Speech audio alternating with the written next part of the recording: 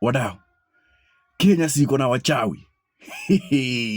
Kenya siko na watu wako na kiwaru. Kenya siko na jealous people.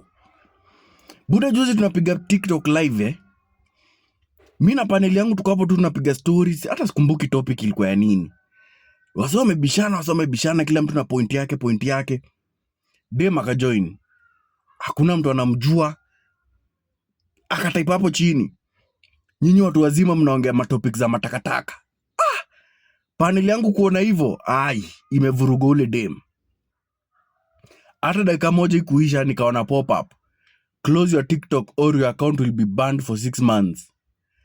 Buda, yani dem na mauchawi zake zote ameenda kutureport. Yani ushaona snitch yani.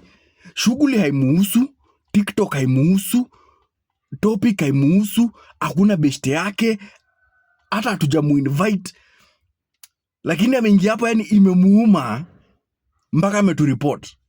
Mimi kudhani ni joke, TikTok wakanitumia ingine, close your live or we will confiscate your account for 6 months. Buda, watu wako na kiwaru dunia. Yani mtu anaona tu unapiga shughuli yako inamuuma, anatafuta tu vile atakumaliza. Kama wewe ni huyo dem manze, we get a life and shame on you. Hiyo uchawi itakuua bana. Domo arigato.